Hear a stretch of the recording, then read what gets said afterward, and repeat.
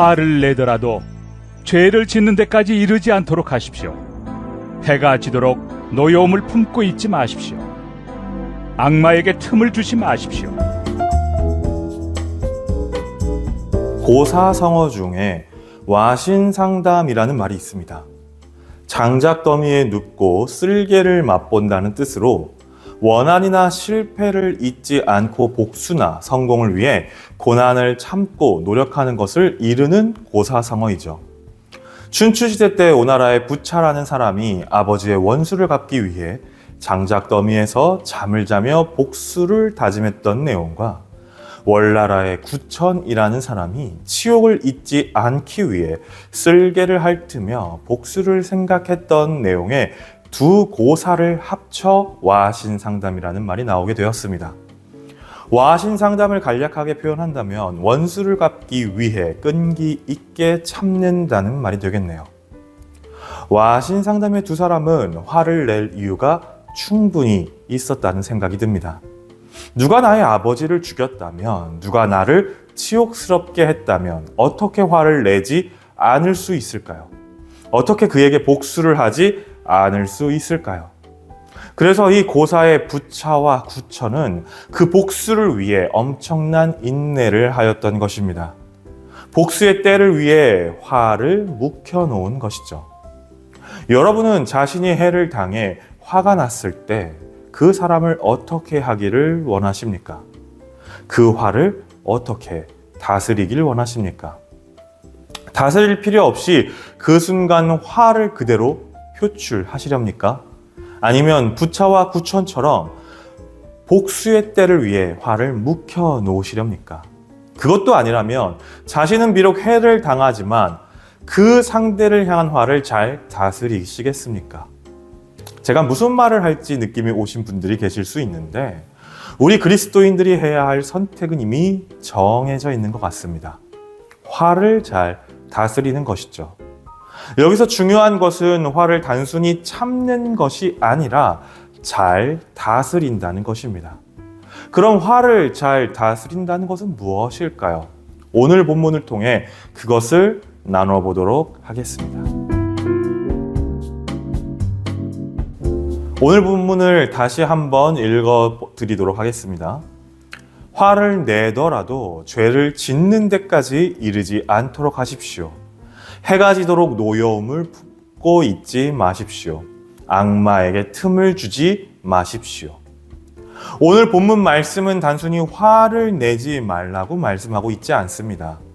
다만 그 화가 죄와 연결되지 않도록 주의하라고 말씀하고 있죠. 화가 난다는 것은 감정 자체이기 때문에 스스로 조절하기 어렵다는 것을 성경도 인정하고 있다는 것입니다.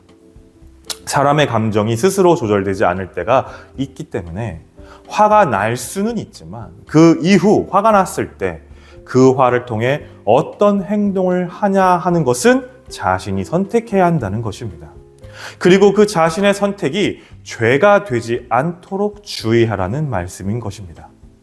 간단히 제가 예를 하나 들면 누가 저를 한 대 때리면 기분이 나쁘겠죠. 그래서 화가 날 것입니다. 그런데 이 다음부터 하는 제 행동이 바로 오늘 본문에서 말씀하는 죄를 짓게 하지 않도록 해야 하는 부분입니다. 저는 선택할 수 있을 것입니다. 저를 때린 사람을 똑같이 때리거나 아니면 그 사람을 한량없는 마음으로 용서해 줄 수도 있습니다. 그것도 아니면 그냥 말로만 뭐라 할 수도 있겠죠. 여기서 중요한 것은 그 어떤 행동을 하더라도 그것이 죄로 연결되지 않도록 하는 것. 내 분노가 죄가 되지 않도록 하는 것이 중요하다는 것입니다. 참 쉽지 않은 말씀이긴 하지만 그럼에도 27절의 말씀에 우리는 귀를 기울여야 합니다. 우리가 화를 내어 죄를 짓게 된다는 것은 악마에게 틈을 내어주는 것이라는 사실을요. 내 안에 가득 채워져 계셔야 할 분은 예수 그리스도인데 악마가 틈타게 하는 것이 바로 화를 죄로 만드는 것이기에 우리는 그 선택을 하지 않도록 주의해야 할 것입니다. 그런데 오늘 본문은 화가 죄로 변할 수 있는 가능성에 대해 한 가지를 더 조심하라고 말씀합니다. 그것은 화를 오랫동안 품고 있지 말라는 것입니다. 앞서 와신 상담의 고사는 인간적인 생각으로 보면 너무나 안쓰럽기도 하고 또 통쾌한 복수극처럼 느껴지기도 합니다. 그러나 인생의 대부분을 복수를 위해 살아갔던 그 마음은 아마 복수가 끝나도 온전히 회복되지 않았을 거라 저는 생각합니다. 왜냐하면 분노는 나를 잡아먹는 감정이기 때문입니다. 그렇게 오늘 본문은 화가 자신을 잡아먹지 않도록, 그래서 죄를 짓게 하지 않도록 하기 위해 화를 오랫동안 품지 말라고 말씀하고 있는 것입니다. 비록 어렵더라도 화가 난 그 마음을 저녁까지 품고 가지 않으면 악마가 파고들 틈이 줄어들게 되기에 그 안에 예수님을 더 온전히 모실 수 있게 될 것입니다.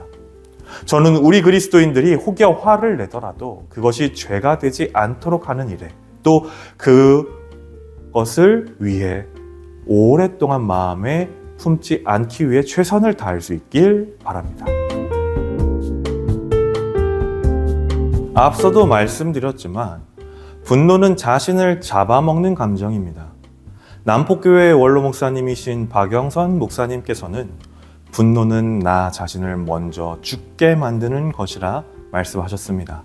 그 말씀을 잠시 보도록 하겠습니다. 분노는 내가 먼저 죽게 만든다.